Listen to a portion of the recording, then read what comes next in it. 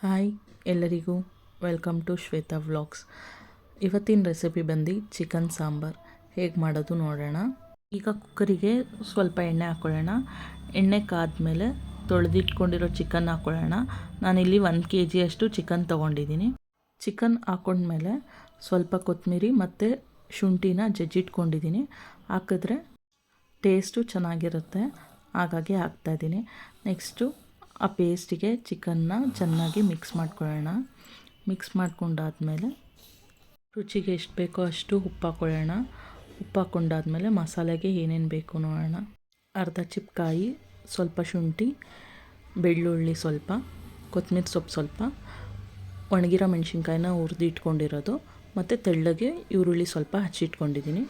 Next tomato, ಕಡಲೆ ಮತ್ತು ಗಸಗಸೆ. ಈಗ ಎಲ್ಲ ರುಬ್ಕೊಳ್ಳೋಣ. ಫಸ್ಟಿಗೆ ಕಾಯಿ, ಈರುಳ್ಳಿ, ಹುರಿದಿಟ್ಕೊಂಡಿರೋ ಹಸಿಮೆಣ್ಸಿನ್ಕಾಯಿ, ನೆಕ್ಸ್ಟು ಬೆಳ್ಳುಳ್ಳಿ ಹಾಕ್ಕೊಂಡಾದ್ಮೇಲೆ ಸ್ವಲ್ಪ ಶುಂಠಿ ಹಾಕ್ಕೊಳ್ಳೋಣ.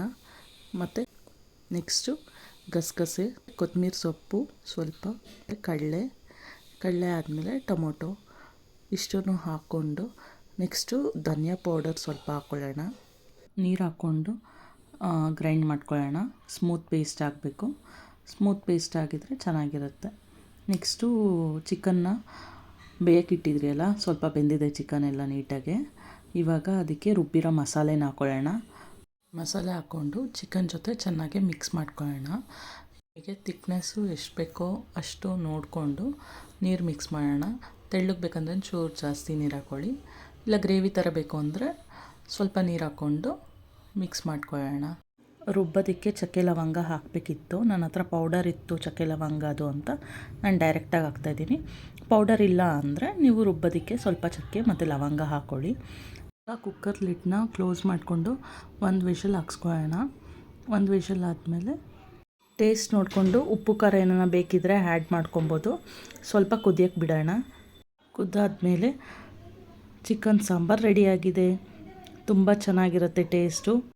ನೀವು ಒಂದು ಸತಿ ಮನೇಲಿ ಟ್ರೈ ಮಾಡಿ. ಚಪಾತಿಗೆ, ಅನ್ನಕ್ಕೆ, ಮುದ್ದೆಗೆಲ್ಲ ತುಂಬ ಚೆನ್ನಾಗಿರುತ್ತೆ.